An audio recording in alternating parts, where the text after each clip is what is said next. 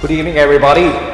Unfortunately, we would love to have you all here this evening for our awards, but because of COVID and circumstances as a club, we felt it would be not right to have a group of people here. So it doesn't mean that you won't enjoy it. So sit back, relax and enjoy the night.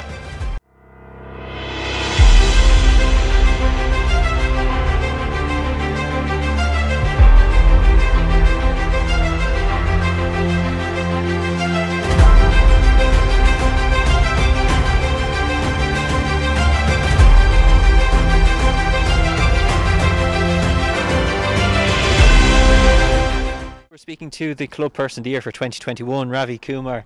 Ravi, you're obviously a much loved and much appreciated person at the club. What kind of brings you back every year? Ronan, I loved the club. I remember the day when Mick Wallace asked me about 12 years ago in Super Value, would you be the club doctor? I don't know what I was getting into, but over the years I have loved every bit of it. It has been a distraction for me from medicine.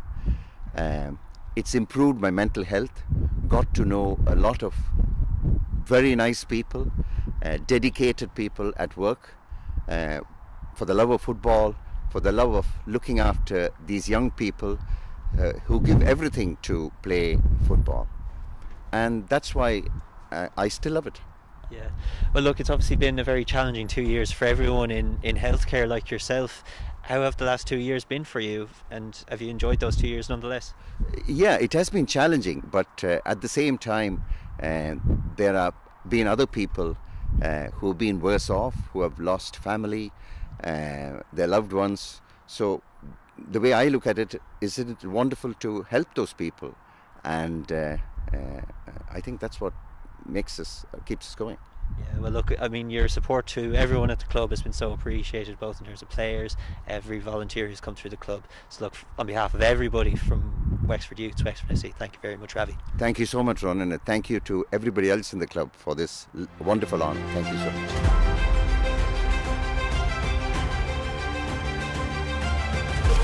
Had a great year, hadn't you? Yeah, good year, yeah, great year, yeah, delighted, yeah, been a great year in fairness, yeah. So, look, everything right between the, I suppose, being on the pitch, and then obviously Calum getting selected for the Irish team, and we've another 3 players going in for assessment at the end of the month. So, yeah. Yeah, and I suppose the highlight was getting to the cup final. Yeah. And a little unlucky in that cup final with the player sent off. Yeah. I think it's little harsh.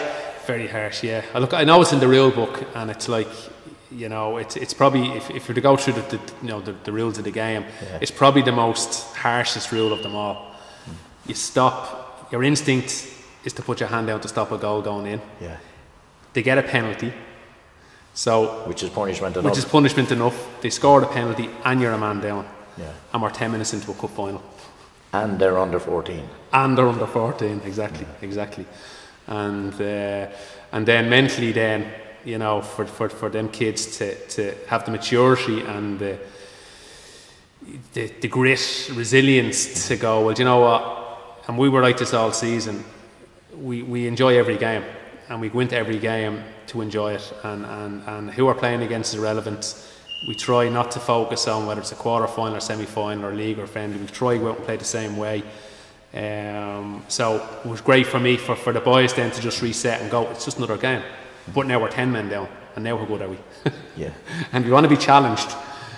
And that's the great, But as it happened, you were very good down to 10 men and could have won the game. Yeah, could have won the game, definitely, yeah. Other look, they're the talented bunch, there's no question, but you know, what we would have done with 11, look, who knows?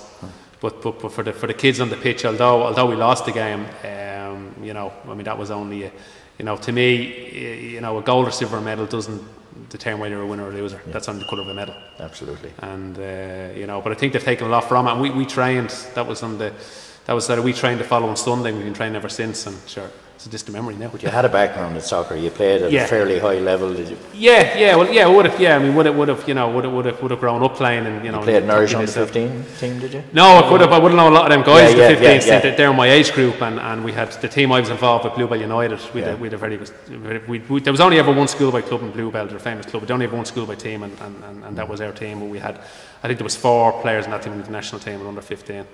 Roy Keane was our age group, and he was trying to push his way into the team, but he just wasn't quite good enough for 14.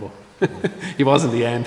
Which is a lesson there in a way, Mark. A fella can be mightn't be any good at 14. He might be small, he might be scrawny, and by the time he's 18, he could be brilliant. There's a lesson there for. Oh, there is, and I always keep that photograph on my phone. I show the younger kids, because some of the, depending on the time of year you're born and your physical size at 14, there's probably no bigger difference between, I suppose, when you're under 14, and you would have seen at the Finn Harps games. You've got some lads, and even in our own team, you've some lads nearly hitting 6 foot, and then you've other lads under 5'8". There's such a huge variation, and Roy Keane was like that, small, late developer. And I always keep that photograph on my phone to go, look, there's Keane. He wore a tracksuit, never got a minute that day, and didn't figure in an international team again till he made it. So it's the process, it's the journey, and if you stay focused and you really want it, there's a good chance you can get there. But now tell us about the nominees for Player of the Year. Must have been a tough job. Tough job. Yeah, very tough job. Look, I mean, very hard to pick. Very, very, very hard to pick them, which is a measure to the whole squad. And I mean. Like Brian Maher, is a midfield player. He's from Carlow, but he's on the Carlow board. He goes to school in Wexford, so we've kind of adopted him as a Wexford man. Bunclow, So, Brian Maher, very, very, very talented midfield player. Great on the ball. Him and Calum have a great relationship in the middle of the park, and I think both of them bring out the best in each other. Brian's been with us since under 13, and he was in the emerging talent programme with under 12 with a lot of Wexford kids, so he knew them all coming in. So Brian's a real talent. And Ben Harper, he came into us this year. Ben, you would have seen him in the cup final, like strong, powerful player, brilliant attitude, fantastic engine. Up and down that line, he can go for 30, 40, 60, 70 minutes. He just keeps going. Brilliant talents. He had his first year with us this year. He's only going to get better. I mean, where he's going to be at the end of next season, I'm dying to see where he ends up, because again, he's got that brilliant attitude to want to learn and get better all the time. And then third in M&E, Calum Harnett, who again came into us last year. He played with North End with Ben, teammates at North End. He came in and first year with us, and look, he's probably had a fairy tale season. We went up for his trials, impressed in the trials. He's away with Ireland at the minute. But he's a really, really hard worker. He's obviously great talent, but by God, does he work hard? Does he work hard? And I suppose that's one thing that them 3 guys have in common. They all work extremely hard at their game. Work rate. So at the end, then, Calum was Player of the Year. Yeah, Calum Player of the Year in the end. Yeah. Close call. Very close. Very close. Yeah. And look, even the 3 nominees, I could quite easily put another 5 or 6 in there as well. I mean, you would have seen them in the cup final. Like every player out there, you could have given each of them Player of the Year in that performance. So, but Calum. I think the year that he's had. I think it does deserve special mention, to be fair. And Player of the Year is I suppose the highest club award we could give him. And I suppose the fact that he's away on international duty sums it up really. You were going to accept the award from Mark, but Mark, you deserve special mention because of the success of the team and the work that's done, and it takes a lot of sacrifice on your behalf, and the club will only be successful with people like yourself that are prepared to put in the effort, and the club really appreciate it. Appreciate that. I hope you have a nice Christmas, because you'll have a short break, Mark. Everybody. Oh, we will. We're still training. We're you're still training. You're getting ahead of the posse. Getting ahead of the posse is right. Yeah. Have a nice Christmas. Yeah, you too. Yeah, thanks a million, Liam. Yeah, thanks a lot. Good stuff. Well, we're now speaking with Tom O'Connor, the Director of Football at Wexford FC. Looking back, it's been a really successful year. Did you manage to hit some of the targets that you had set for yourself in the academy? Absolutely. coming in this year was a little bit different to what would have been my role in previous involvement in League One football. So I kind of got a good grasp as to where we wanted to go with things. So the kind of targets we set, I think this year across the board was hit. Obviously, to get international recognition for some of the players, whether it be for assessment days or, you know, as we had with one of the players this year, getting international fully capped. To have progression of 4+ 19s moving up to the senior team and getting 20+ minutes across the board, which is brilliant. And then in unison, the 17s moving to the 19s again was hit. The 14s, the 15s moving to the 17s, and then some of the 14s moving to the 15s. And I think across the board, when you look at it, like some of the players who got honours this year were some of the players who stepped up. So it really worked well in the development plan that we saw from the start. And then to see it being hit was a really positive thing for us and everybody in the academy. Also, I think one of the biggest things that we set out at the start of the year was that we wanted everybody to enjoy themselves, whether it was coaches, players, family members coming in. And I think that's been seen. There's been a really good vibe around the club from academy level all the way up to senior level. And look, it's obviously a really busy time of year for the club. People might think from the outside that it's actually an off-season, but obviously we're now in the middle of trial season. How is that process going, Tom? Yeah, it's the off-season. Anyone will tell you that's involved in football, the off-season is your busiest time, and it's when you've got to be on it. So you're never over the line until someone's in, and until we have players on forms and they're in, we can't say that it's been successful. So it's going really well, and we're just really hopeful of the retention policy.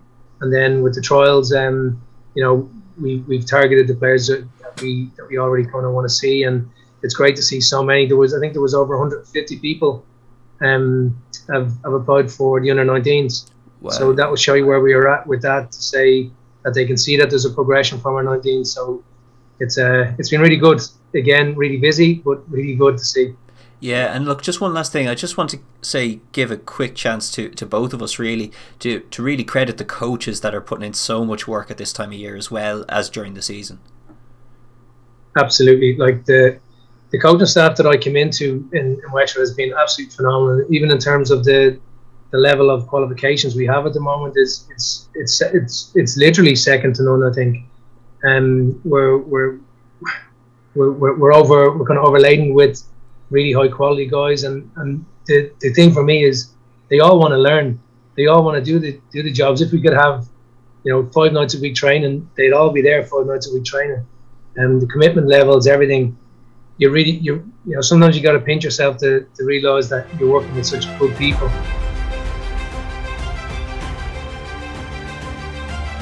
Well, we're now speaking with the manager of the under-15 side for 2021. It's Michael Walker. Michael, it's great to speak to you. This was your first year managing at the National League level. How was that experience for you? Yeah, it was fantastic. Like I'd been involved with a previous manager, Jason, with the squad as a coach. So transition for the boys and for myself was quite easy in terms of we all knew each other and we were all familiar with each other. But the big difference between stepping up from being a coach and being the man in charge, there's a lot of stuff, a lot of learning on the job. We were thrown right into the midst of a season rather than having a pre-season to build up to it. But it was a fantastic experience working with the boys and working with the staff that we had. I know results might not have gone particularly the way the boys might have wanted all the time, but for my own personal learning, it was fantastic. And for the lads, I think they can be extremely proud of how the season went for them in the end. Yeah, so look, we'll get back to the matters at hand then. So your 3 nominees were obviously Lucas Fitzpatrick, Aidan Buckley and Corey Wallace. Do you want to just talk us through the 3 nominees and how their year went?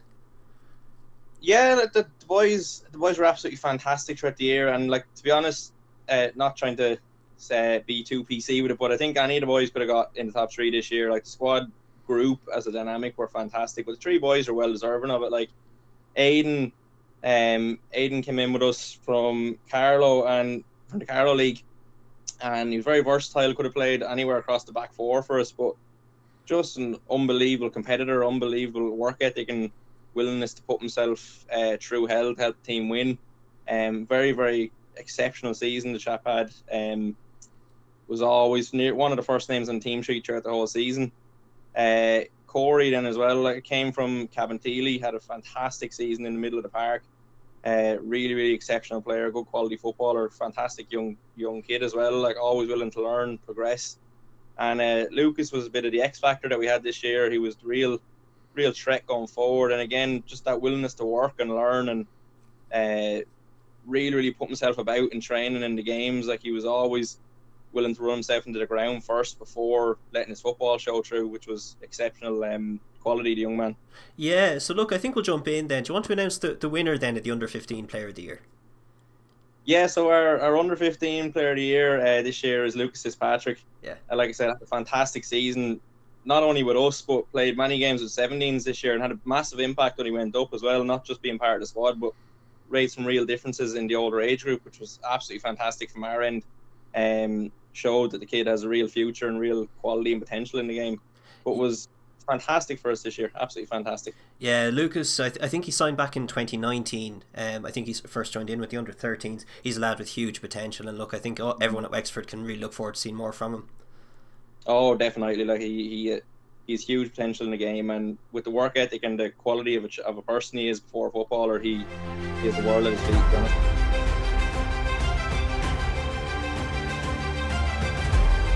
Now we have Lucas Fitzpatrick, the Wexford FC Under-15 Player of the Year. First of all, congratulations, Lucas. I believe you play up front. Yeah, I do. I only got 6 goals this season though, so it wasn't the best season. I think you had the team generally had an up and down season, had you? Yeah, we got like a couple of wins, but like not enough like to like get any far in this like cup and shield and all, so it wasn't that good. I suppose as a team it's fine, but as a player, do you think you've improved at the same time with coaching? I think most of our players have developed throughout the season, and it's not really about results underage. It's like developing to get to the men's team, I think. Yeah, and that's your target, obviously. Yeah, that's my target. Yeah, and you're going to CBS. My old school, CBS in Enniscorthy. Yeah, that's. Yeah. And the soccer there now. There was never soccer in my day. It was only Gaelic. Oh, yeah. There's soccer now, under 17, yeah, under 19. Yeah. Now, I suppose you have to make a lot of sacrifices. Just tell our viewers tonight what kind of training regime you have. Well, we train twice a week and then a match on the weekend, so that's like 2 nights gone and then a day fully gone, like on the weekend. So yeah, because you've a bit of travelling to do, haven't you? What teams did you play this year in the league? We played like Shamrock Rovers a few times, Carlow Kenny, and no, we didn't play Waterford. We played. I'm putting you on the spot now. Yeah. It doesn't matter. Did you play in Tallaght Stadium? Oh no, you didn't get to play in. You didn't get to play there. No. You will someday. Hopefully. You will someday. Yeah. So the highlight of the season for you? When I was called up for under-17s and I came on with 20 minutes to go and I scored 2 goals to put a 3-1, so yeah, it wasn't too bad. And what are you looking forward to now for the coming season? You probably go up to under-17s, will you? Yeah, I'm going up to under-17s. I'm just looking forward to getting back out and playing, to be honest. And is playing up front your favourite position? Is that where you like to play? Yeah, I like playing there, yeah. Are you quick? Not the quickest, but I can manage my way around anyway. You're brave. Yeah. You know where the area is. Yeah. It's nice to win an honour like this, isn't it? I suppose it's on behalf of your teammates, really, isn't it? Yeah, like, in fairness to Aidan and Corey, they're really good players, like, and I just feel thankful just to become like the player of the year for this season. So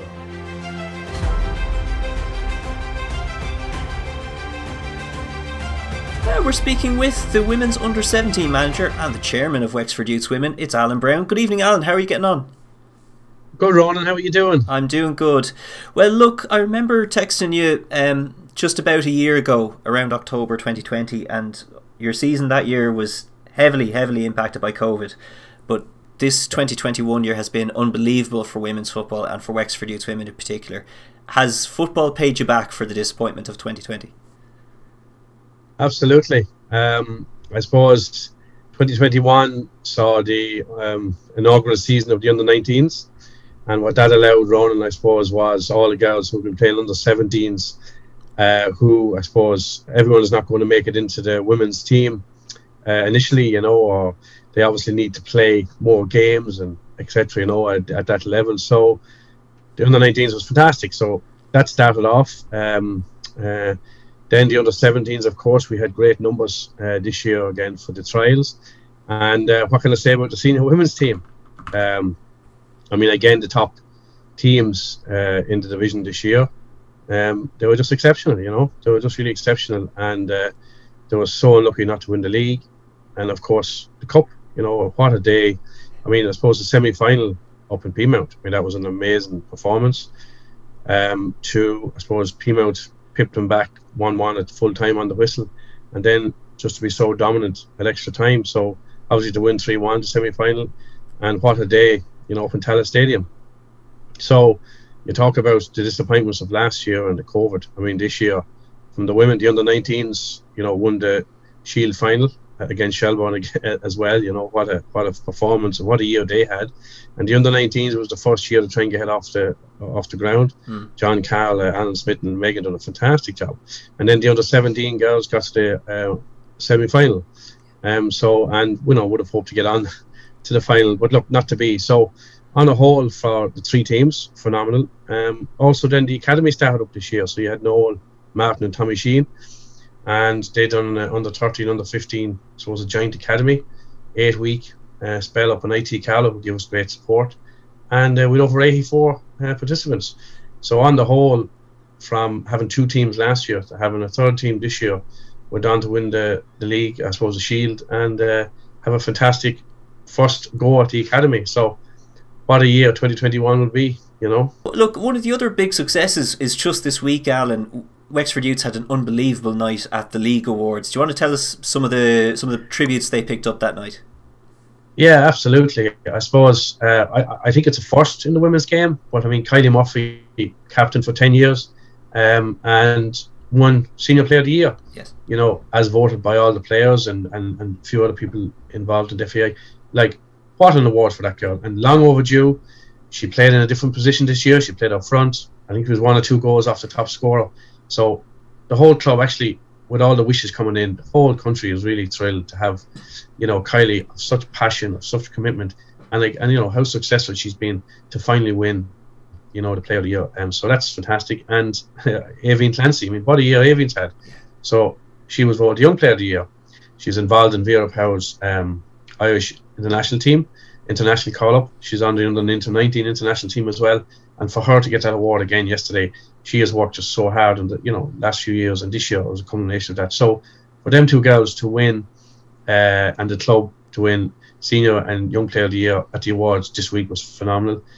And then 5 of our girls were on starting 11, Team of the Year. So, you know, you have Ciara Rossiter, you know, and you have Kylie, of course. You have Lauren Dwyer, Ellen Malaya and Avian. So for them 5 to be picked on the Team of the Year as well, just shows how high regard they're held in among their peers and fellow players. So what a way to top off a year after winning the cup final, and then to pick up all them awards, individual and, you know, to be involved in the team awards. So everyone in Wexford could be so proud. Well, now we're going to be announcing the Under-17 Player of the Year, and would you like to just run through some of the nominees for the award as well, Alan? Yeah, so the Under-17 Player of the Year, I suppose we had Sue Murdoch, we had Sophie in the goal, Sophie Cowan, we had Freya Demonge, and then Katie Law, you know, was in the mix as well, who was scoring a lot of goals. And then I suppose the unsung hero, Rita Redmond, who in defence has been immense all year. So I mean, the voting was really close between, I suppose they're the top. But I mean, as you know, to make an underage team, I suppose, like a family, and to make it successful, everyone needs to get involved. And one thing I can say with the under-17s this year, everyone got involved. Everyone really wanted to push, and were very competitive, but in a good family environment. So I suppose they were the 5 nominees, I suppose, from the voting. And will I name the winner? Absolutely, fire away. Well, so the winner is Freya Demonge. Wonderful. So Freya Demonge, she got some amazing goals this year. Freya, I suppose, against Shamrock Rovers, she scored in each of the games, and she really excelled on the field. And as well as that, she's dual signed with the women, and you know, she's getting time on the field, and very well deserved. And actually, only this weekend coming up, Freya has been invited into the Irish Under-19 training camp. Smashing. So I mean, what a whirlwind for that girl. But she works really diligently. We had a lovely kid lovely family behind her, you know. So couldn't be any prouder of Freya. She's with us a few years in the club, and I tell you, the sky's the limit for that girl. So we're so proud that she, and a fitting winner, fantastic winner. Well, that's fantastic. We'll be speaking to Freya in just a moment. And look, again, Alan, I just want to say, from everyone at Wexford Youths, there's a fantastic community in those underage teams with the parents and with everything else. A huge amount of that is down to yourself. So again, thanks for all your work, Alan, and we can't wait to see your teams again next year.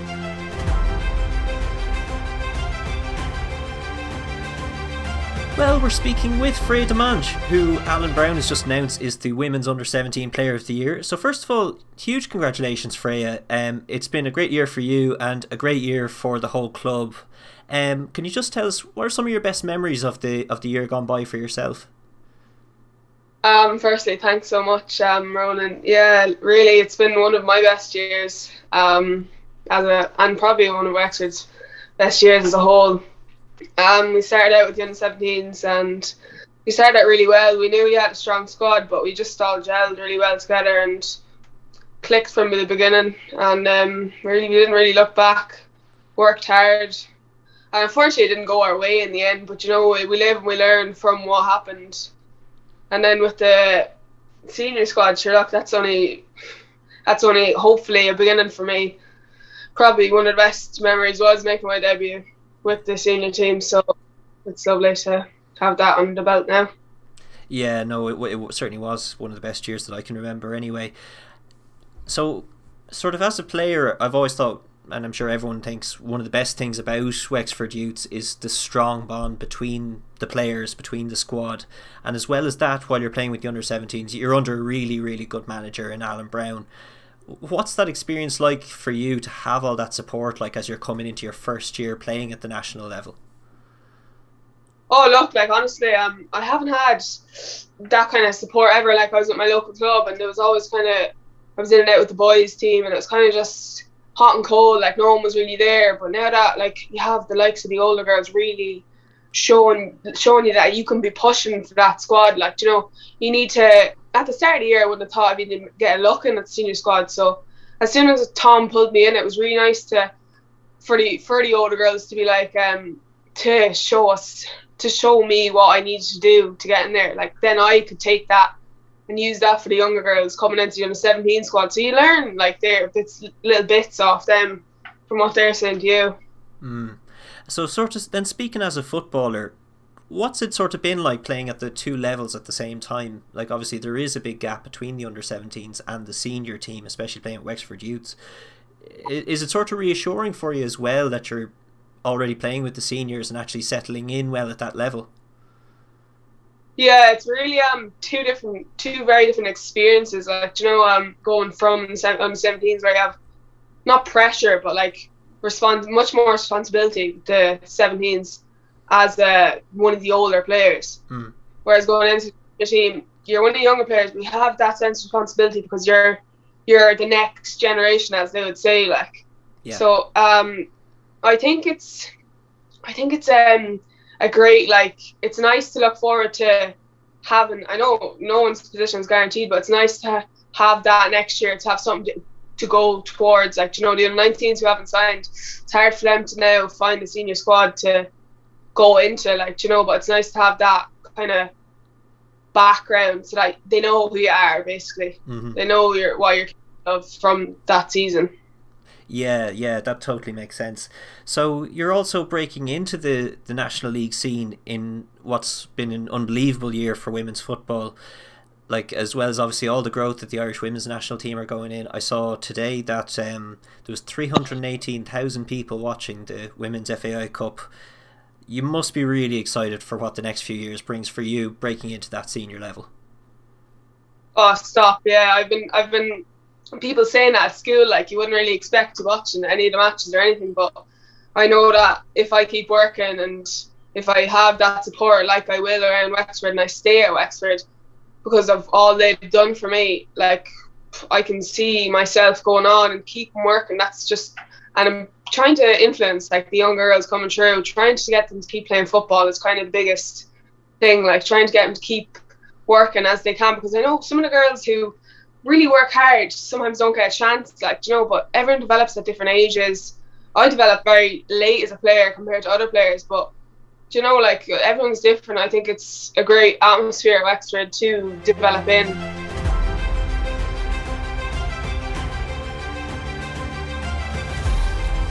Well, Jason, nice to talk to you. You were principally involved as head coach with the under-17s, and you helped out Stephen with the first team as well. So you've been around this club a fair bit this season. Yeah, it's been a busy year.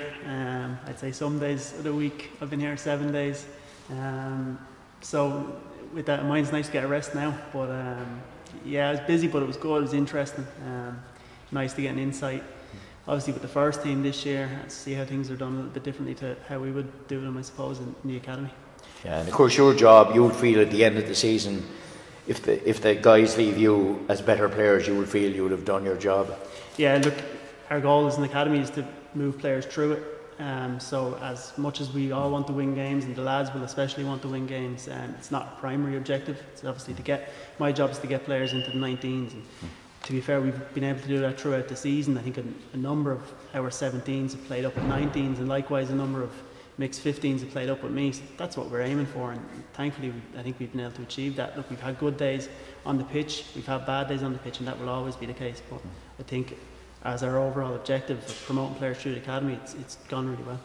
So Jason, when we looked at the player of the year, just your thoughts on it. Yeah, look, Robbie O'Toole has won our under-17 player of the year, and look, he's a fantastic player. I spoke earlier about the attitude of the squad, and I think he really defines that. Fantastic attitude to be in the squad, for the players in the squad. I think he's a real leader, which is difficult at a young age, but he really led the group. He was our vice captain, so it was great for maybe the younger guys, the under 16s on the squad, to learn from him and to have that little bit more of a senior voice. But on the pitch as well, just equally as good. I mean, he can do a lot. He's very versatile. I think I've played him in 3 or 4 different positions this year, so that speaks a lot.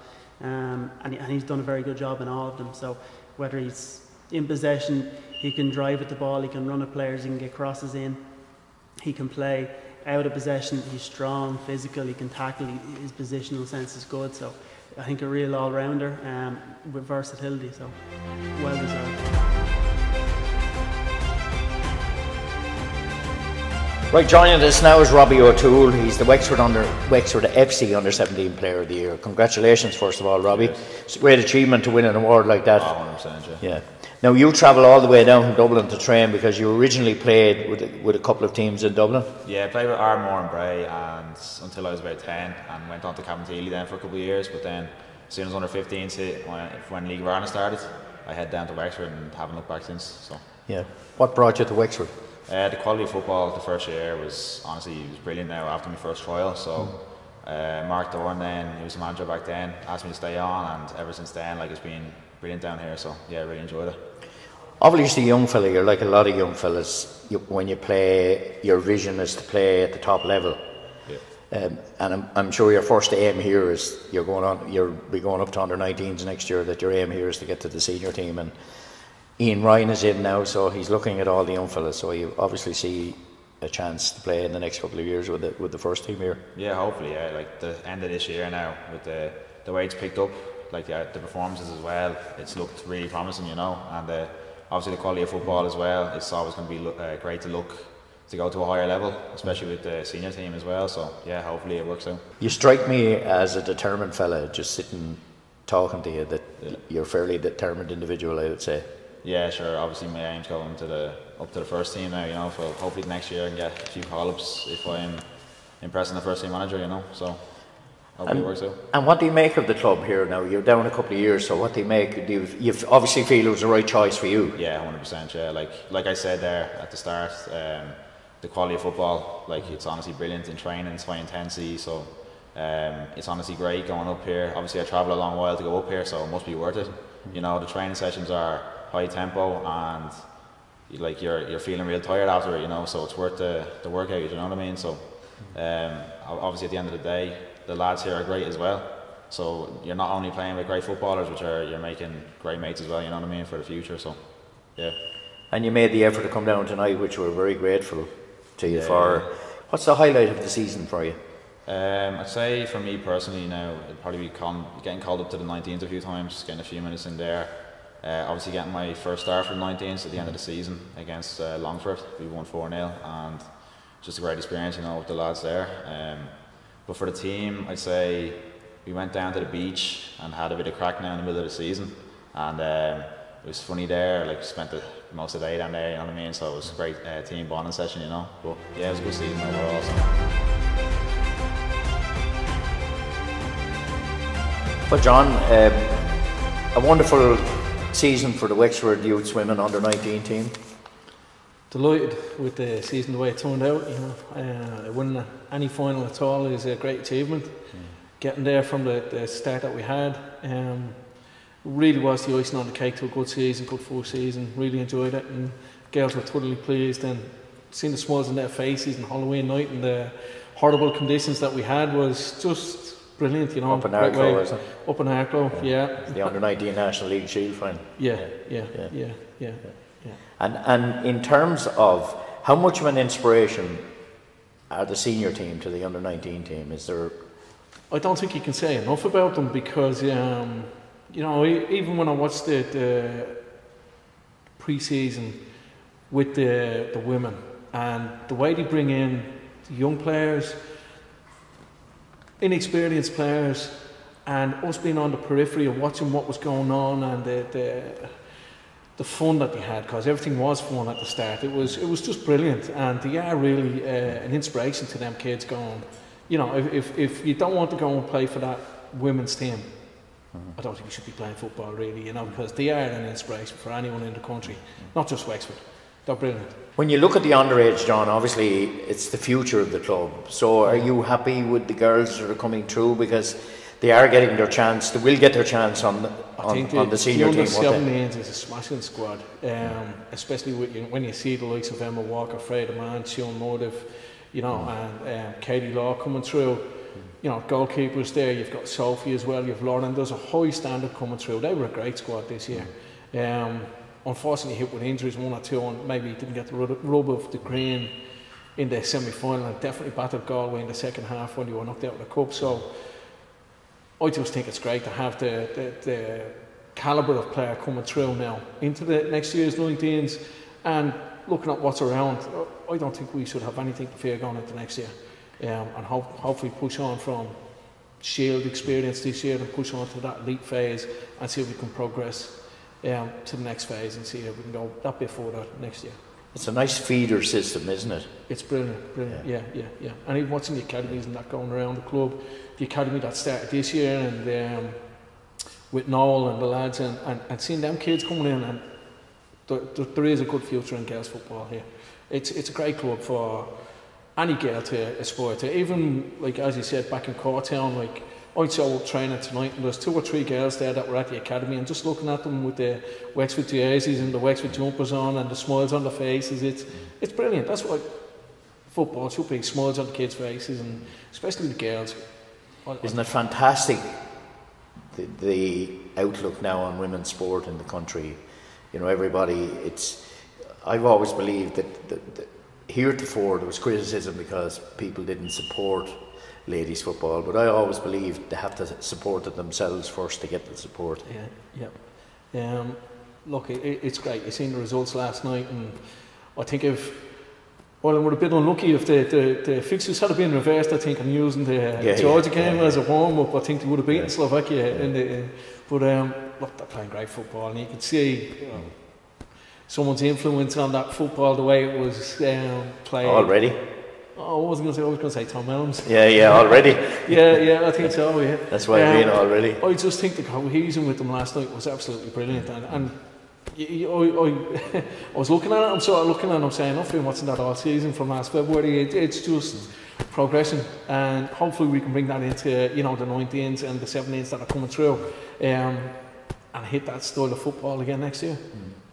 Now you're looking forward to next year already. Can I ask you about the nominees and the Player of the Year this year? It's always difficult when it comes out to a Player of the Year. 3 nominees, and basically every one of them deserved the chance. But the winner this year was an underrated player, It's great when you have a season like today. You've always got, your strikers. Goalkeepers don't get a mention, and they should do. Very seldom. Very seldom get a mention. When they make a mistake, John, they do. Yeah, because Mike Williams played great all season, but this year's winner was Bet Everson, who played left full this year, and just every game there's always that one player that throws our body on the line or their body on the line and comes up with that crunching tackle or winning a header. That was better every week in, week out. She just came from nowhere, and that last minute tackle that when you're 1-0 up or 2-1 up, more or less wins the game. And you might go to the end and win it 3-1, but it was the tackle beforehand that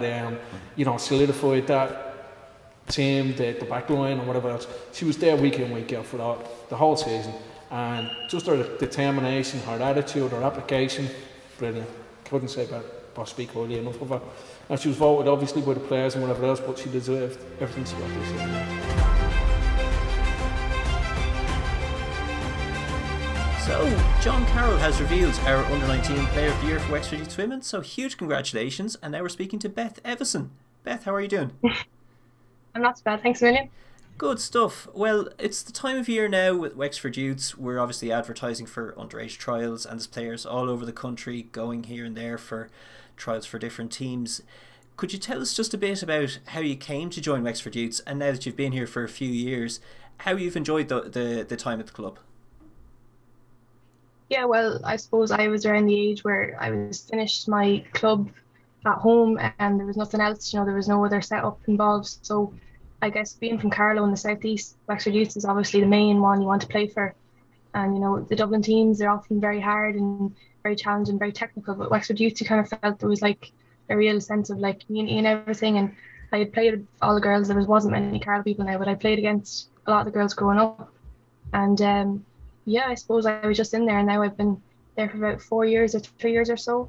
And it was just a great experience. Like I've met friends that I'll have for life from Wexford, from Kilkenny, from Wicklow, from all over. Do you know what I mean? So I would definitely encourage anyone, even if you're anywhere around the southeast, to come and have a look, come have a go, because they are fairly accepting of everyone, and just it's a great experience. Yeah, I totally agree. It's always felt like sort of a very welcoming and accepting club. And look, I'm sure for a lot of girls coming for trials, the senior team and their success is part of the appeal. I'm sure that's sort of felt like a welcoming, team to be around as well, has it? Oh, 100%, yeah. Like even you're training beside them a lot of the time, and like you're subconsciously taking it all in, and like you get the opportunity to train with them sometimes, and that can be like an unreal experience. They're playing at like the top level, and yeah, even like people like Kylie Murphy and everything throughout the years has always come in and lended a hand or gave us some advice, and that's what you need like coming up to levels. So yeah, and look, I think it's 4 seasons you've been. I think you signed back in 2018. And look, obviously now you're at the under-19 level and you've actually won a title at that level as well. It was one of the big highlights for the club really that day in Arklow. Could you just tell us a bit about your memories of the day? Yeah, sure.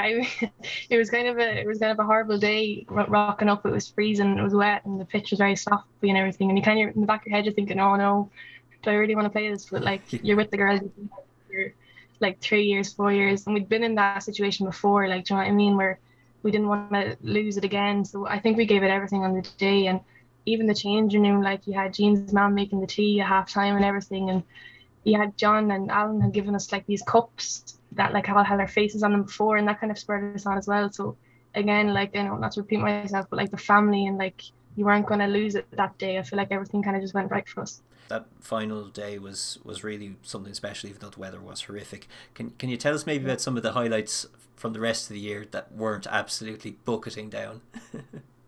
Well, I suppose it probably wouldn't have been a fun highlight for a lot of us, but we really focused on fitness a lot this year, more so than we kind of ever had. And I think once you're in the middle of it, it's not that fun. But like thinking back of it now, like we were really pushing each other really hard, and I think that was probably one of the real fun bits for like the relief when you were done, and it really did show throughout the year.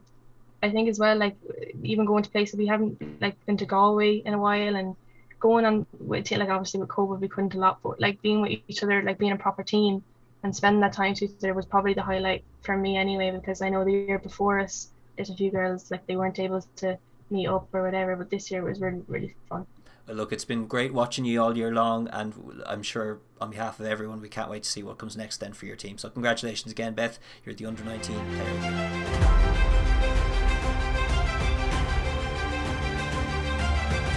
Well, we're now speaking with the under-19 manager. James, it's great to be talking to you again. We were talking much like this about a year ago. James, I think the under-19s have had a fantastic year since then in terms of results and in terms of the players that you've brought up to the senior squad this year. How do you reflect on the last 12 months, James? Yeah, listen, Ronan, you know, like it was a long year for us. We started training in January. We would have actually started as preparation a long time before that. I was just looking back here with Kevin Doyle and Dara O'Connor and people like that, you know. But yeah, like listen, as a whole, the season for me was a success. As a 19s manager, like, you know, I'm judged on getting players to the first team or possibly make debuts and making a difference at that level.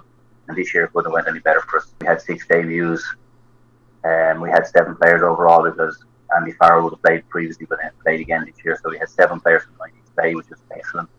Also, like, cap it off, Tyler Dunphy scoring a vital goal in the last 16 of the FAI Cup up in Leicester, and then obviously Evan scoring his goal against Bray, and Evan getting a couple of assists as well. Brilliant for us, you know, because it means they're actually up there on making a difference. They're not up there sitting on the bench, they're not up there treading water, they're up there actually making a real difference to the team, and that's all we can ask.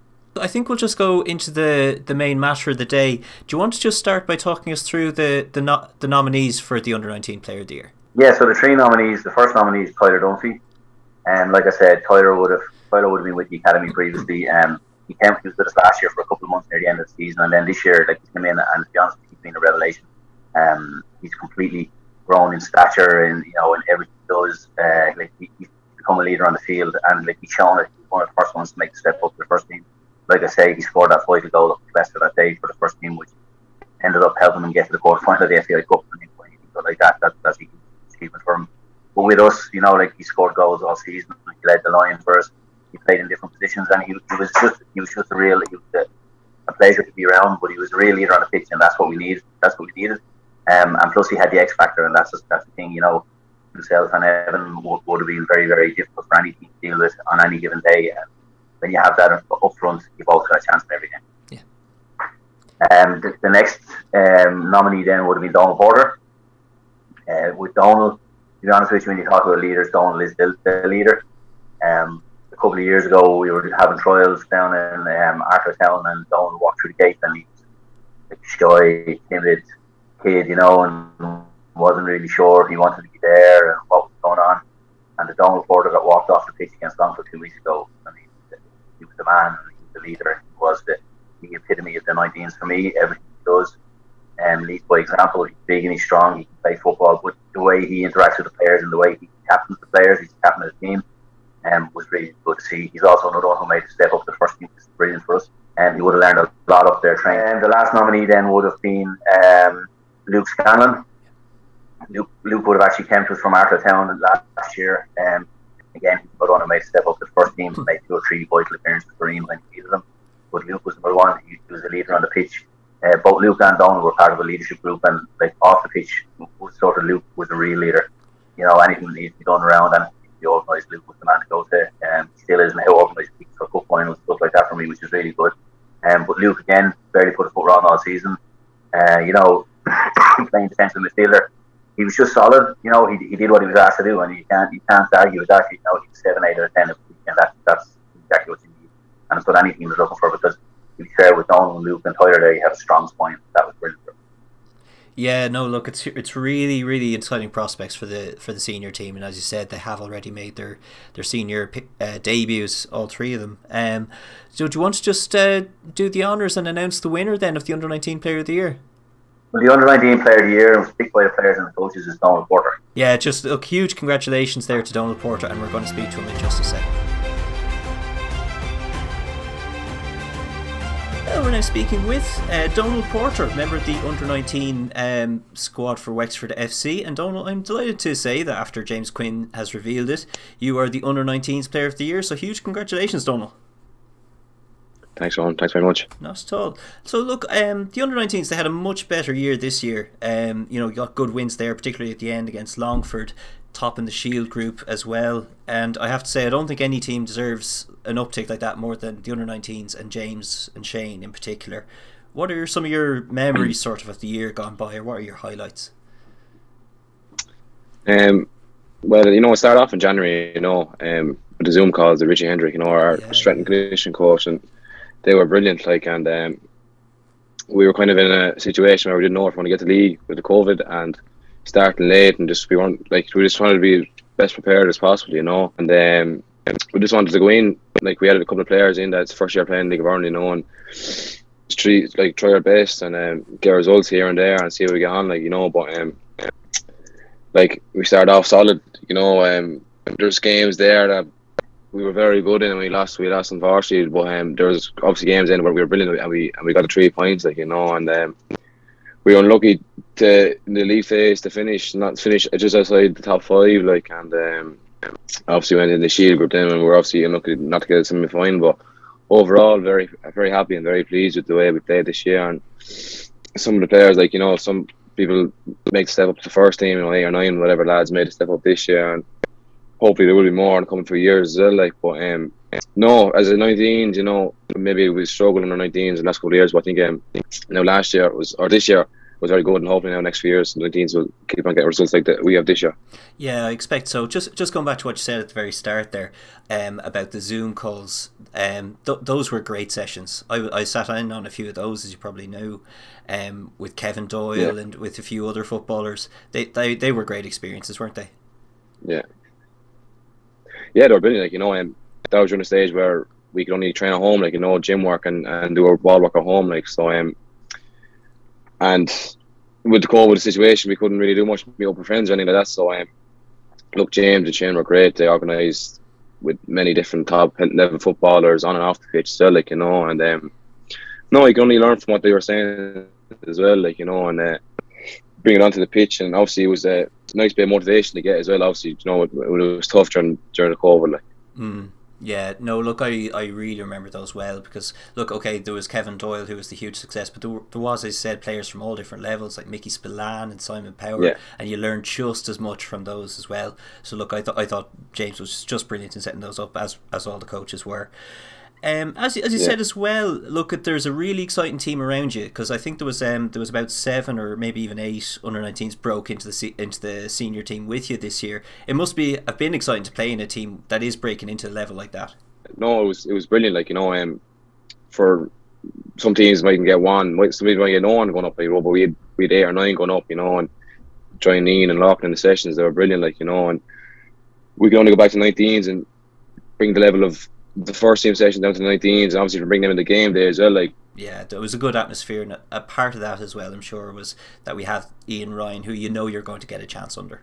Yeah, no, Ian's been brilliant, like, you know, he obviously experienced playing League of Ireland himself, so he knows really, like, young kids that are trying to make a step up to play first team football, you know, so he knows how it is and how sometimes you might struggle in training and sometimes you might be good in training, you know, but no, some of the sessions he put on, but most sessions during the year have been brilliant, like, you know, they've been fun, and you're a 19-year-old chap, or 18, 19, playing 19s football, you just want to make that step up as soon as possible, and obviously try your best and train hard, like, but no, it's, even off the pitch, Ian is he's a very good character, he's a good crack as well, like, so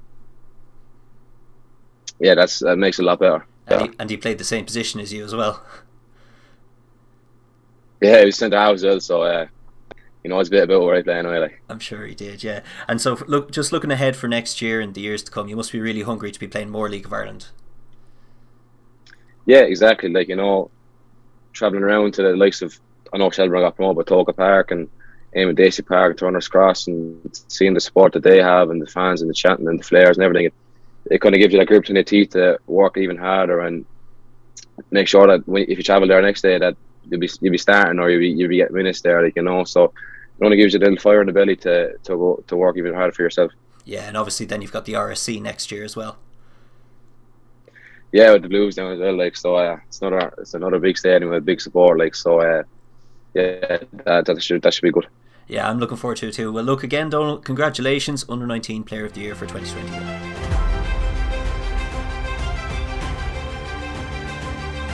So we're now speaking with Ian Ryan, the Wexford FC senior manager. Ian, so you're into your first off-season as a League of Ireland manager. How are you finding the transfer market so far? Frustrating. Really? No, listen, it's manic, to be honest with you. I'm out morning, noon and night, doing everything really. As you said, it's my first kind of go of it, so different than what I'm used to. Normally I'm kind of, mapping out the coaching rather than all the logistics and players and whatever else. So yeah, it's different, exciting, but also like just want to get the football going again really. Yeah, no, you sort of come to the end of the season, you think you're going to get a break. It doesn't actually end up being a break at all, does it? No, it's probably even more so, but yeah, listen, I won't complain. It's what I enjoy. Yeah, well, look, we're getting towards Christmas. At least we'll have a day there, maybe. Okay, so we'll move then on to the matter of the day, and that's, of course, to reveal the nominees which people have been voting on, and I think we'll just talk through them briefly. I don't think there's a huge amount that really needs to be said about the two attackers in the five that were nominated, Jack Moylan and Jack Doherty. They just had an unbelievable season. I think everyone had a chance to see that as well, didn't they? Yeah, brilliant. Two of them absolutely excellent, and Jack has moved on now, and listen, we don't begrudge him and that. Like, he's came and he served us well, the club and the team, and he's brilliant. And hopefully now that kind of shows that not just young players that kind of need to spark their career off, that we'll give them the platform and provide the environment to go and play. And Jack's gone to a full-time team into Damien Duff. Like, so listen, we wish Jack all the best. It's brilliant for him. But we move on and find our next one now. Jack Doherty, brilliant as well. Since I came in, absolutely brilliant. I've known Jack throughout the league, but someone that needed probably a little spark to get going. And towards the end of the season, he was absolutely brilliant. And the most pleasing bit for me is probably, and the stuff he's not known for is like the work rate that he was putting in. Like, he's able to press from the front for us, and but the quality he brings for us is brilliant for such a small player. He can hold that ball up to the top end for us, and his technical ability is brilliant. Yeah. Before we get to the two sort of defenders, then we'll just have a quick word on Conor Crowley. He's someone who I've also spoken about at length on pretty much any League of Ireland stream that I've been on. And he's somebody who really developed, I think, under your management then in the second half of this season as well. Was there anything sort of in particular that you were looking to bring out of him in the second half? Yeah, I know Conor from, I would have managed him in UCD under 19s, and then we both would have went into the first team then as well. So I know him, I know his qualities and that, and since then his fitness levels and his energy has kicked on at an enormous level. And listen, that was a massive part to how I like to play and how we like to play, to have that energy, and he was a big driving force for us to allow to play like that. And then also he has the ability to pick a pass and build from the back that we like to do. But yeah, it was probably I just thinking of games there. I think it might have been the Cabinteely game where we were behind, or it might have been level, and he kind of really grabbed the game by the scruff there in the second half. And I think it was his energy that provided the platform for the lads to go and score the top end. And then the last two then, of course, but not least, Paul Cleary, hugely consistent, and then Kevin McAvoy, who I think we'll just get on to in a moment. Yeah, Paul again, brilliant, and I think that's it. The word consistent there is brilliant, and even Paul's versatility around, like I think he played across probably the five, defensive positions, or if you want to call it, he's more a defender, but we had him at the wing back in times, and never a problem out of Paul. Brilliant professional, trains properly, looks after himself, and put in really consistent level of performance throughout the year. Yeah, well, look, I think we could probably talk all night about the team, because look, I think we're all really happy with the squad that we ended up with last season in the end. But look, I think we better get on and announce the winner. So we received over 800 votes, which is something I'm absolutely thrilled with. It's great to have that kind of, engagement, and this many people looking to put their name in the hat, or whoever it is. But the winner, in the end, it was Kevin McAvoy. and we're going to speak to him in just a moment. But I think for me, what the vote was really about was a reflection on how much Kevin has developed over the 2 years coming in under James and under 19, and then to develop into the player that he's become now. It's really impressive. Yeah, obviously, through the lads there that are at the club, they've told me his progression from where he came from and so on. But like, I only know Kevin since I came in, and I can see the progress in that short period. And to me, he's deserving of it. And the most pleasing bit for me about Kevin is he kind of, everything about him and how he plays and his own personality is everything I want the team and the club to represent. Like, he wasn't playing when I first came in, and never a bad word out of him. Trained really hard, plays really hard, looks after himself, doesn't moan or anything. If he's not playing, he lets you know through his performance, and then that gets him back into the team. So just attitude wise and hunger and desire to go and improve himself is an absolute dream for me to work with. But it's also, to me, epitomises what the team or what the group I want to be about. But on a personal level for Kev and his progression, absolutely brilliant for him, and it's a nice recognition for him to get at the end of the year. Yeah, and just to go back to something you said there as well, I think a large part of what these votes often come down to, because it's by such a large number of supporters, it is to do with the personality as well. Kevin's personality, he's extremely humble, extremely down to earth, and he doesn't have this ego. I think that speaks a lot for Kevin as well. I think that's superb. And I think there's just one person I want to give credit to as well, is somebody who he played under last season for a long time, was James Quinn. I'm going to be speaking to Kevin in just a moment about that. I think he's really imbued a lot of what's good about Wexford FC into Kevin as well. Absolutely, and even on James there on a wider scale, like for me dealing with James, like I would have known James through the football industry, let's say, but not know him too well till I came. For me to deal with James has been absolutely brilliant, and the kind of fluidity we had between the 19s and coming up to the first team was excellent to deal with. And listen, that's what we want really, and he's doing a fantastic job there along with the other lads in the academy and Tom and so on. That listen, we're producing players there now. It's about like trying to get the younger players to a consistent level now where they're going to come in and start regularly for the first team. Well, we're speaking with Kevin McAvoy now, here for the 2021 Wexford FC Player of the Year award. Kevin, after over 800 votes received, I'm delighted to tell you, and I'm honoured to tell you, that you've actually been voted as this year's Club Player of the Year. So huge congratulations, Kevin. Jeez, no, I wasn't expecting that. You weren't? No, not at all. I was honoured in the first place. To be fair. I was shocked by that. Yeah, no, delighted with that. Yeah, no, there was we've definitely never had this many votes in before. So look, it was a huge year for the club, obviously. So huge congratulations on that. So when I was sort of thinking about, why do people come to the decision like this, I think one of the reasons you've been great to watch this year is that fans have had a chance to see you develop. Like when you joined Wexford in 2020, you were joining with the under-19s and you sort of grew into being a squad player then. So I've seen you develop as a player as well as your role in the team.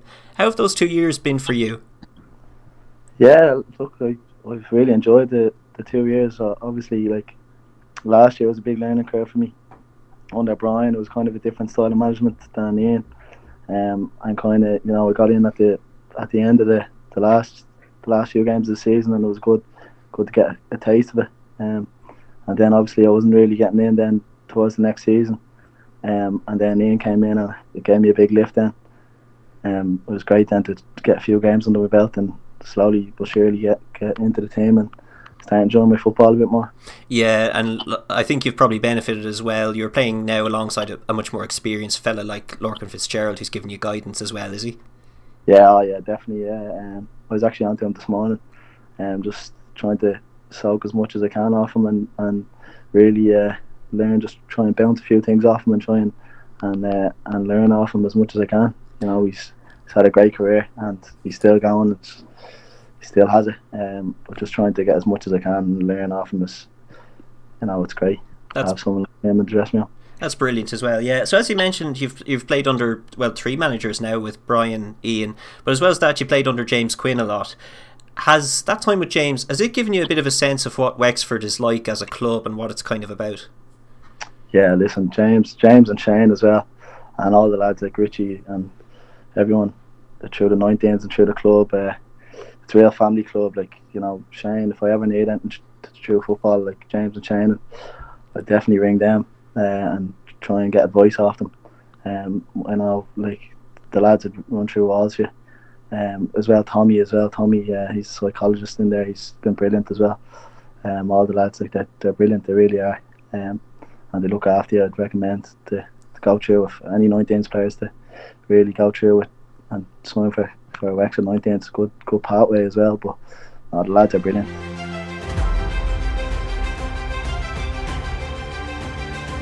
Coming towards the end of the show now, folks, and we now have Stephen Quinn, and we have the unenviable job of trying to wrap up the 2021 season for Wexford Youth Women.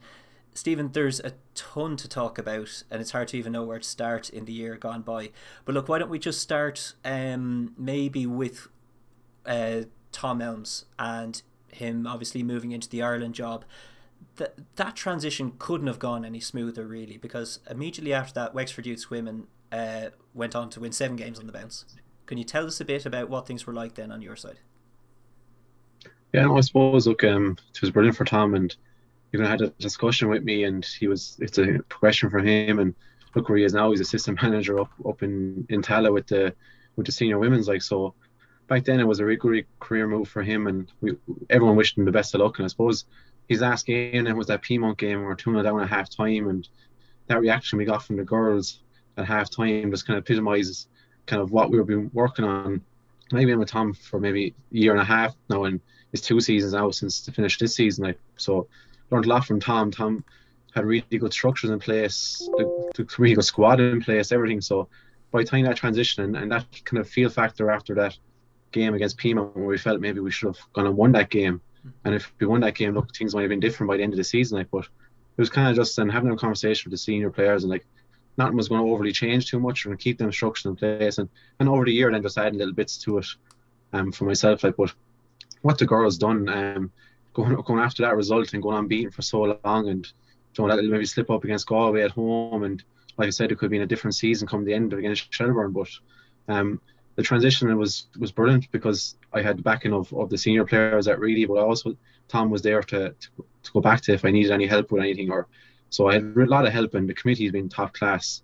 All the staff, Eddie and Tom, everyone around the club has been brilliant for me. Like, and it was that really helped me, because I suppose you're kind of looking in there as a sink or swim kind of scenario, but look, it worked out, and it was brilliant 2 weeks ago then for the girls to win that cup and finish out the season in a high. And look, is what they deserve, because the effort and what they put into it is just, it's on a different planet, and I don't think everyone sees that compared to what we see week in, week out with these girls.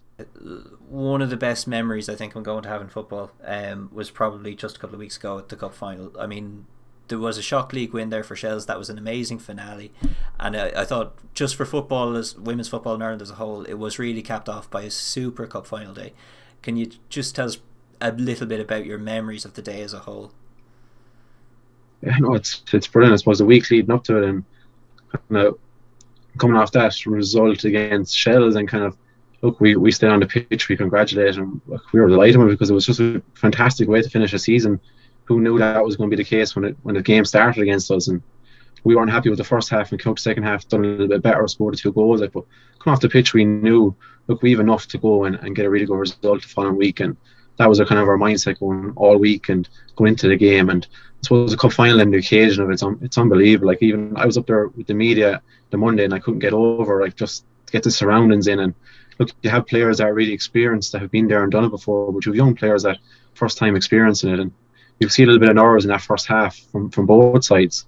But I think once they felt like they're there, and just don't let the occasion get to you, and go enjoy your football, and don't leave anything out in the pitch. But like, the hotel and everything was organised so well from the committee and the club, and team meetings, and going up there and having a time around, and the atmosphere was unbelievable. Like, I haven't ever experienced anything like that between Shelbourne fans and Wexford fans, and I think there's a lot of neutrals there as well. And just the game itself then was really good, especially that second half. It really showcased what the league is like, and we're going to showcase us as Wexford of what it really means to us, and hopefully it inspires some of the next generation and some players looking at Wexford Youth now and saying it looks like a really good place to be. And look, that's our job as a club, and the committee and the staff and the players is just to really represent the club as best as possibly we can. Yeah, look, the audience was there for that day on TV and live as well. So look, I'm sure there's a lot of people really inspired by what yourselves and the team did on the day. Finally, then, the last, I suppose, big highlight of the year was Wexford Youths finally, well, according to some, finally getting the recognition they deserve at the League Awards, and for one person in particular, their recognition. So look, let's just run through it. There was 5 in the Team of the Year from Wexford Youths. Avian Clancy obviously winning the Young Player of the Year, and Kylie Murphy winning League Player of the Year in 2021. How's that for recognition, Stephen? Oh, it's fantastic. And when the kind of nominations go up and you have Ellen and Avian in there, which has Stapleton for, we have 2 extra players, Young Player of the Year. It just shows how well they have done this season. For a 17 and 18-year-old, it's going to be really established in this league and be. You could even have an argument where they could have been nearly up there around for the Senior Player of the Year, because that's how well they played this season. And there's other young players in the league as well that have done so well. So just to be nominated was really good. And I suppose Avian getting it then was brilliant.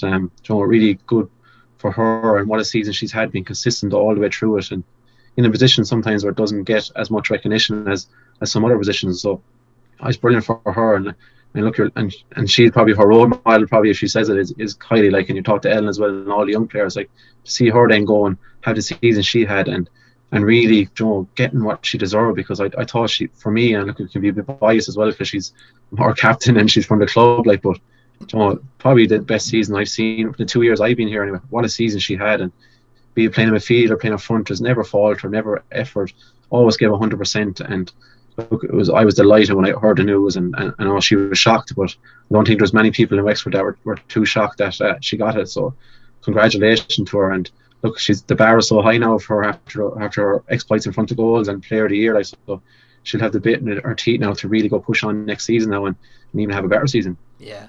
So obviously we had those great names named for the Player of the Year awards, but the players who were in the Team of the Year, they really deserve that recognition as well, don't they, Stephen? Yeah, no, it's brilliant. When you look at the 11 and you look at the contingency from Wexford, it just highlights again how well the season went. And the girls like Lauren Dwyer have been rock solid all season in there. Like, and you probably look at Nick Sinnott, probably unfortunate, not lucky enough to be in it as well. Like, that's how close it was and how well she had a good season as well. But Lauren has been top class, and when called upon has been a really massive player for us in the big games. Then you're looking at Ellen and Avian as well, 2 young players in there again, and well deserved their place. And you've Kaya then up front, and you have Ciara Rossiter as a player that has a fantastic season. If you asked her, then she probably wouldn't say that, but look, you just have to know what the threat she carries, and in any given game she could turn the tide and she could be winning the game. So it's a fantastic season she's had, and it's only going to be to see what's next for Rossi as well, and how well next season is going to go. And I think she really is looking forward to next season and all these players, and just to get that recognition at the end of the season, it was brilliant. And I suppose other clubs are looking at having maybe a few extra players, but look, it's just brilliant from our end to have that, like, and it just builds into next year for us. We have our own awards, of course, to announce, and that's what we'll be going to now. And Stephen, you'll have to stick around for a little while because we do have a good few to talk through at this stage in the show. We'll start with your own team's award, the Wexford Youths Women Player of the Year. Stephen, we had talked about it a couple of weeks ago. It was a difficult job picking out nominees for people to vote on, wasn't it? Yeah, it was very difficult. I suppose when you started with a number, and as you looked at it and thought about it, the number increased, and even the players that were nominated, there could have been a couple more players that were maybe could have been nominated as well. And it is difficult because there's so many players had some great seasons, and I think at times that you can look at the players that are playing higher up the pitch, but the defence as well, and bits and pieces like that. Like, it was so hard. It was probably the hardest part when you text me looking for them. I was like, I don't really know, like, leave it with me. So and the winner is a deserved winner, and I think everyone will realise that. And look, the players, only had the vote as well, like, so it's brilliant, and look, any of them could have won. Yeah. Well, after over 800 votes, the public have come to the hard decision as well, and I'm delighted to reveal the winner of Wexford Youth Women's Player of the Year for 2021 is Ella Malloy. So we're going to quickly speak to Ella Malloy, and then we'll come back to Stephen in a moment.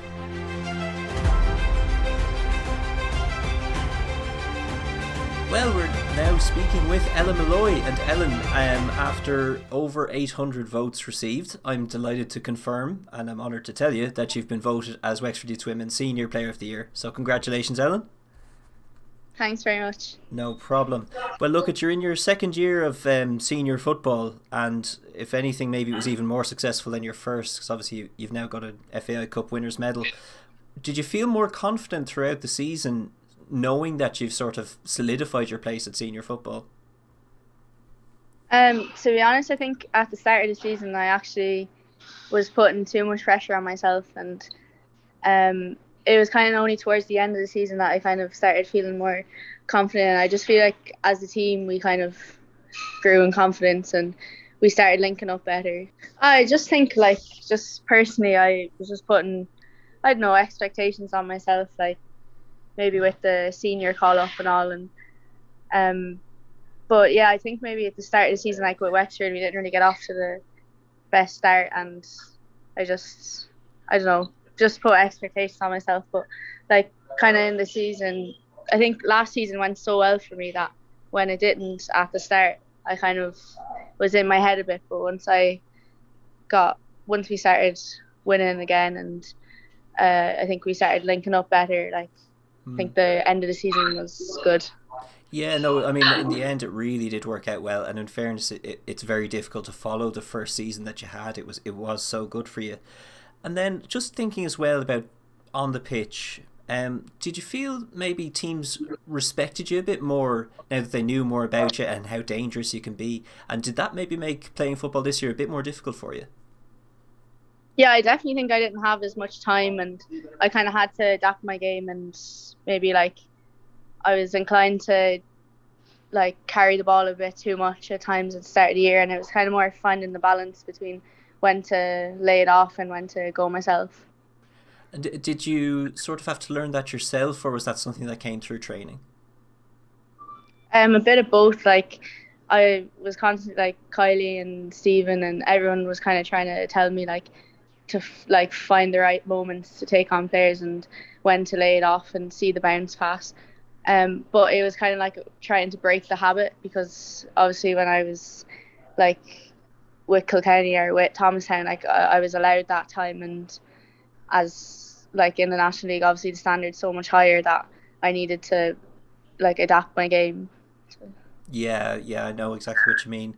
And just thinking well about training, so obviously one of the jobs I've been doing was I was looking through the goals of the season candidates, and obviously you had a good few there, and one of the things I thought was interesting was that a lot of your really good goals, they're incredibly similar, like and that's a good thing, because it means that your shooting is incredibly consistent and the placement of the ball it's very, you mean it, like you mean exactly where you're putting it. Is that something that comes naturally, or is that something that you really work on as well? Well, this season, like Kylie, Rossi, Avine and I would go to training early, like for a lot of the trainings, and we would practice kind of just like combinations and like shooting and stuff. So like I would work on it as well, but like I don't really overthink it. Like if I think the shot is on, I just take it, and if I see the pass, I try and make the best decision. And it's just, I don't know, I'd say a bit of both then. Yeah, I know what you mean. Yeah. Okay, just one last thing I wanted to talk to you about, and look, it's one of the highlights for the club in many years, and for myself and everyone involved, was the cup final just a couple of weeks ago. Much of the squad that I had spoken to, they were feeling pretty calm and pretty confident going into the game. How were your nerves sort of in the build up to the day, and how did the day itself feel for you? I was actually really excited. Like definitely when we got to Tala, I started feeling a bit nervous, but the whole week I was just actually I thought I'd be a lot more like anxious and nervous, but I was just really excited, and just to like Avine and I were kind of talking, and we were just like, we really wanted to win a trophy with the team that was there at the moment. So I was just really excited to finally get to a cup final and have the chance to like win the trophy. So yeah, I mean, an FA Cup final like that, it is a huge occasion. The stadium is packed. It's a different stadium than you've played there for internationals, I suppose. And I suppose that leads me to, like, it's a huge moment in your career, obviously, but you've now had a lot of these sort of high pressure situations. Do you feel your own confidence in these situations already starting to grow? yeah, I definitely think, like, even just being in with the 19s now, like, I'm a lot more confident, and like I play a lot better when I am confident. So I think, like, being exposed to all the big, like, occasions and stuff is definitely, like, making me a better player.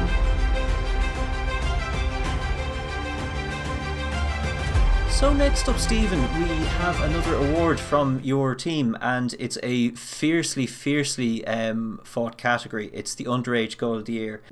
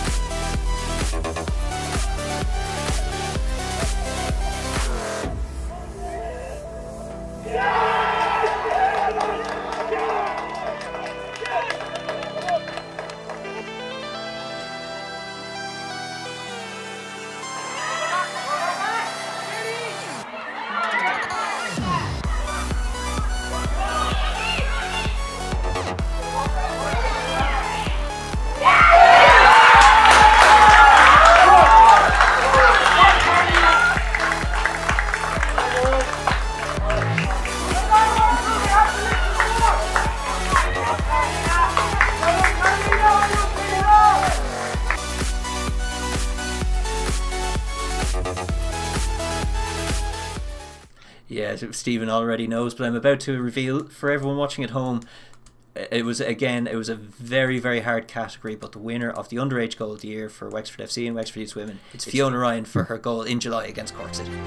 Well, we're now speaking with Fiona Ryan, and Fiona, I'm delighted to tell you that after over 800 votes, you've been confirmed as the Underage Goal Scorer of the Year for your goal in July against Cork City. So huge congratulations! You must be delighted to win in such a really fierce category. Yeah, I was delighted. Now I wasn't expecting to win at all. Like, there was loads of goals that were unreal as well. Like, there's not just mine just to pick from. Like there's so many different goals, and it was such a big category as well. Like it's all the underage, but like it shows that there's a lot of talent coming through. Like there's loads of unreal goals being scored and more to come, hopefully. Yeah, there was a lot of competition from Siún Murdoch and Freya DeMond, your teammates in particular. It just shows you the quality of the goals around the under-17s and the 19s, doesn't it? Yeah, like there's so, like even Cleena Donnelly had one in for the 19s as well. Like there were so many different goals that could have been picked from. Well, look, at women's football seems to be in a great place at the moment. We're just kind of hitting milestone after milestone. There was a record crowd at the Women's FAI Cup final and record audiences watching on TTV pretty much every week now. It must feel like a great time to be breaking into senior football. Yeah, like even like through the years, like you would never have heard much about like even Wexford, like even at home, like from Wexford, like it would be kind of, it wasn't really talked about, but like in the last 4 or 5 years, like it's been talked about everywhere, like people coming up to you asking you like how's it going, like, and I'd say for some of the girls who've been there longer, like they were probably never asked that a few years ago, but whereas now people are so interested in asking you how you're doing. Yeah, I mean it's getting to the stage now whereas 1 in 10 TVs in Ireland last Sunday were showing the Women's FA Cup final, which is brilliant, and long may it continue. Well, look, at going to your own team specifically, and look, this number of over 800 votes, it's such a large number compared to any previous years for you know, the end of year awards, and a lot of that is generated by the supporters of you know, Wexford Youth's underage teams. I've never come across a team like it. Have you ever seen a team with such a great community like Wexford Youth's women? No, like not at all. Like usually, like even like 17s, 19s women's, like there was such a good like connection there. Like there was, everyone was kind of helping one another out. Like you'd never see that in any other club. Well, I've never seen in any other club where like all 3 teams are actually working together and it's working that they're working together. Like usually there's always kind of one that breaks down and then the whole thing just goes into chaos. But I've never seen something work so smooth. Like even though like everyone works so hard and everything, like it's still works so smoothly. Yeah, and look, there's some leaders in the club in particular, and I think Alan Brown is really one of them, isn't he? Yeah, Alan, like I would have had Alan at home, like with club, and like he does, everyone, no one knows, but he does wonders for like even at home he did wonders for St Leonard, so it's a good person to have in Wexford, I think. Yeah, completely. Yeah, absolutely. And look, one of the other additions this year obviously was the Under-19s League, which I think for you in particular must have felt like a really good sort of stepping stone to come to next. Is that how you remember it as well? Yeah, I think even like for the girls coming from 17s, that like they're still going to have the 19s, like they're not going to big jump from 17s women, because like 17s to women's is a massive jump. Even just women's itself is a big jump, but going from under 17s where you're only still kind of learning to going into the women's where like you have to know, like you know what to do. I think 19s is like a really good bridging point for the two, like, and like it definitely helped me a lot, like even just getting game time and everything, like just helped me a lot. Yeah, like no, you're completely right. Like when you think of somebody who's playing under 17s and then the following year they could be playing Pearl Slattery, they could be playing Kylie Murphy, some of the most experienced players in the league. So look, it is a great addition and it must be a great level to play. And of course Wexford Youths had great success, obviously winning the Under-19 Shield as well. Could you tell us some of your memories maybe of the final up in Arklow? Yeah, it was a horrible day, and like we were kind of horrible day up in Arklow, and we started off really well, and we got, I think the early goal really did help us getting it, because like Bows never looked like really scoring, but like there was still the pressure on us. We kind of didn't play, it's been all like every season, like we don't start well, we kind of are sloppy with the ball, but then when we start to play we're just too good, like. But that was just one of the things with us, like we just didn't, like sometimes we didn't play. We still would play well, but didn't play to our best ability. But in the final, we definitely came through in the second half. We just they never looked like scoring against us at all. It looked like a really difficult day to be playing football. Obviously, the rain was absolutely hammering down. Yeah, it was a tough old day to play football. And look, just going back again to your goal of the year. I know it was a long time ago, back in July. Do you remember anything of the day? It was over in Cork, I think. It was just like a tough game against Cork, and the ball just broke. I think Shannon hit off Shannon. I don't know whether she headed it or whatever. Yeah. And I just went to hit it, and I just hit it hoping that it's some way go, even just drop at the keeper and someone run in on it. Because like I could do that any other day and it'd go to a corner flag. So it just actually worked out on the day. Well, we're up to the final award of the night now, Stephen, and it is certainly one of the most hard fought after as well, and it's for Senior Goal of the Year.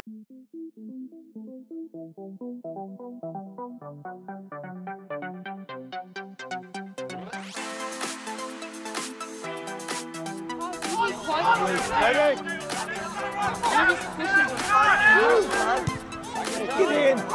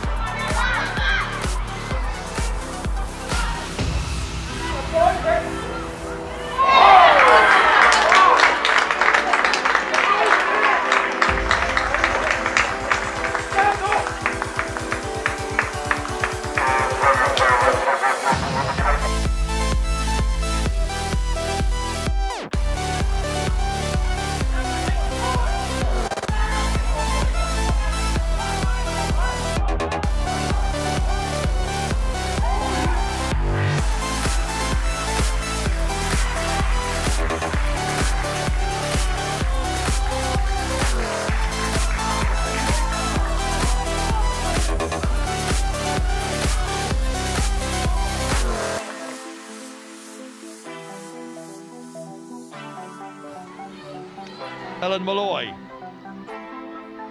Kennedy coming on to it. That's Edel Kennedy, and it's a smasher! It's an absolutely brilliant goal! Again, Ellen Malloy just does so well. Tees it up, and what a strike that is.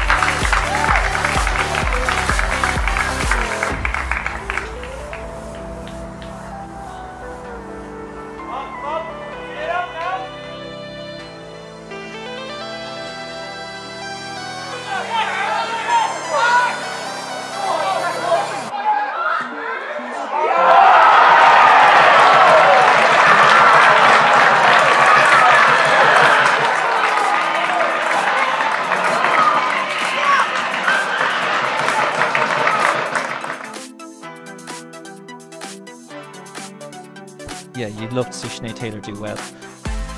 Malloy, she can turn really well. To Murphy, lays off to Malloy. Tries to strike from distance. Oh, finish Ellen Malloy, my goodness. That is something else from Ellen Malloy. That's one of her best, and she scored a good few already. Ronan, it's ridiculous. You try and play it down, and every time you see her playing, there's enough pressure on the kid when she keeps doing things like this.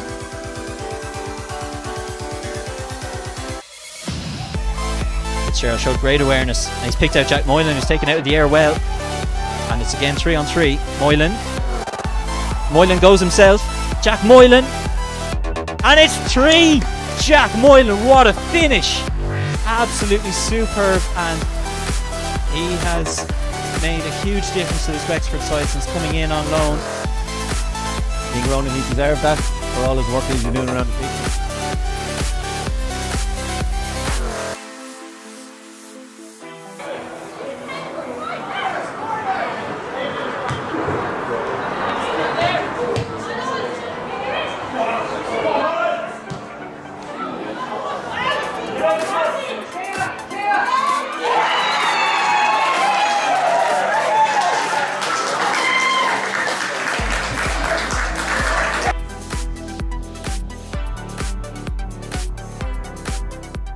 And I suppose we can already give away that it's going to go to one of the players of Wexford Youth Women once again.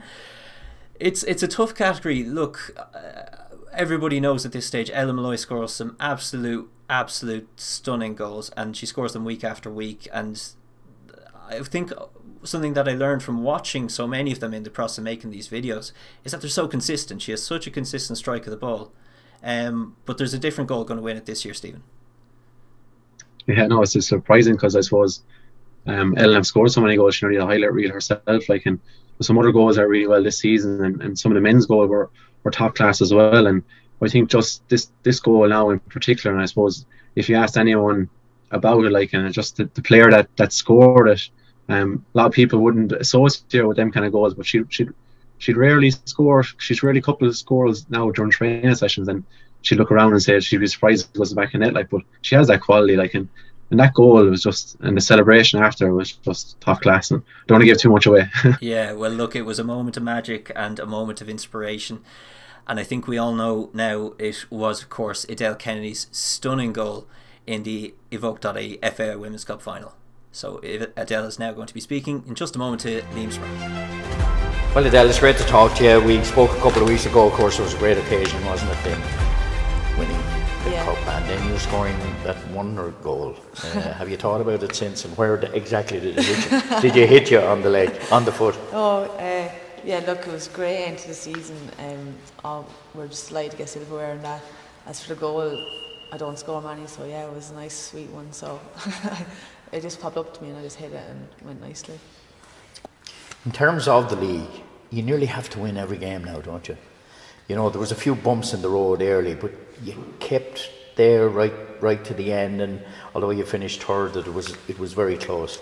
Yeah, the league is so close now, so even when you're drawing games and that, you're kind of like slipping up, and then like we obviously didn't have a great start by losing to Piedmont, which we were so unlucky to lose that day, and then drawing to DLR like the next day and the next week, and then, you know, we slipped up a few times during the season when we shouldn't have had. We were grinding out results when we shouldn't have had. We had all the possession, and look, it just wasn't going the way we liked. So at the end of the season, when you're in a cup final, you don't want to leave there without a gold medal. Now, in terms of the season, I know you scored that wonderful goal and winning the cup. That's probably the highlight. Were there other highlights that you remember?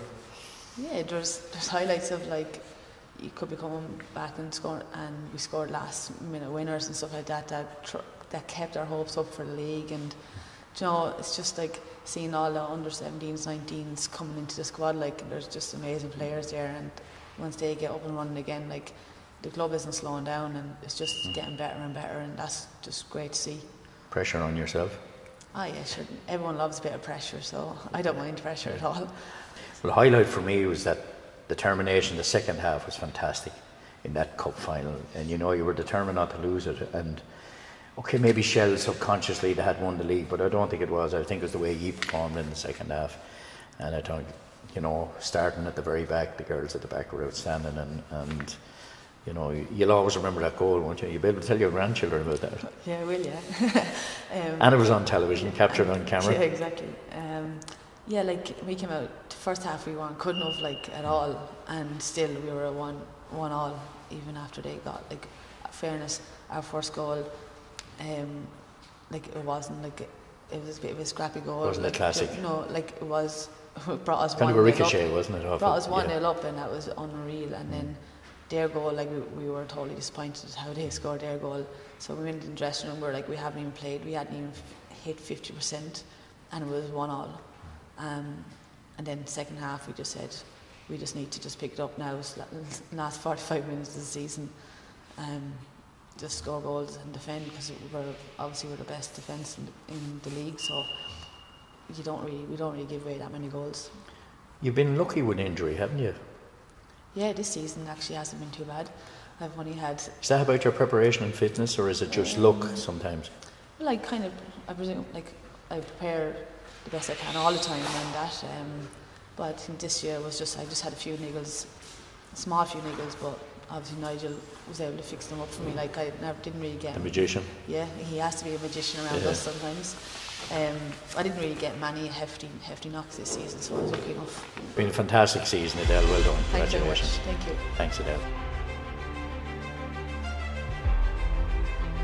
Well, Stephen, we finally come to the end of the show. Well, look, from myself and from Liam Spratt and from all the guests that we've had on tonight and from everyone at the club, we want to say a huge thank you to everyone who's supported the club. We hope you have a safe and happy Christmas, and we can't wait to see you again next year.